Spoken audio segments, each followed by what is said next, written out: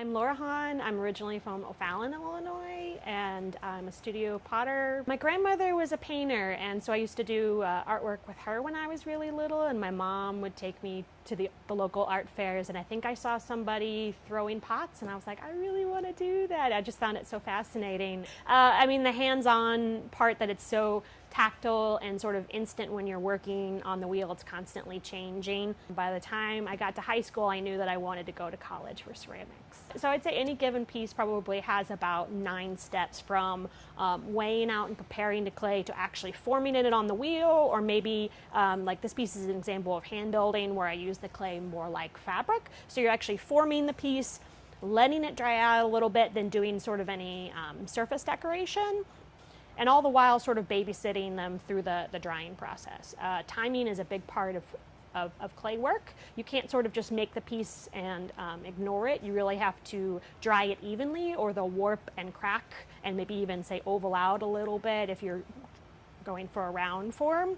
And then once they're dry enough to where they're sort of at a bone dry stage, all the water has evaporated out of the piece, then they can go into the first firing. It'll take me a couple of days to add the glazes. I actually make those from scratch, start to finish, so it's a process of layering different colors to achieve different effects. They'll go back into the kiln for about another 36 hours, heat up to about 2200 degrees, and cool back down.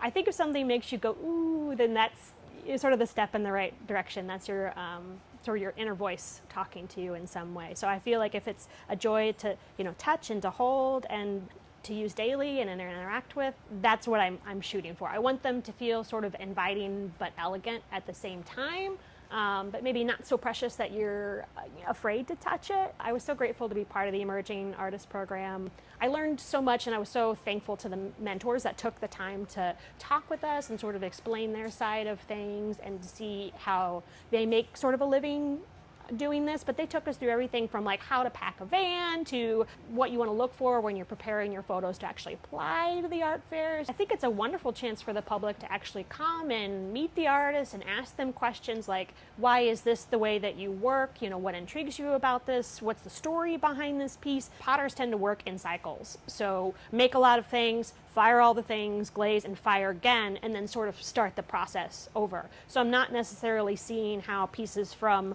6 weeks ago interact with the current work until it's all up in that booth together, and I could sort of see, oh, that plays interesting well with this, and these look nice grouped together. I always just want to feel like I'm making progress, not that I'm where I ultimately want to be, but that I'm just making incremental steps forward. So if I can show some progress from September last year to September this year, that'll make me pretty happy, but excited.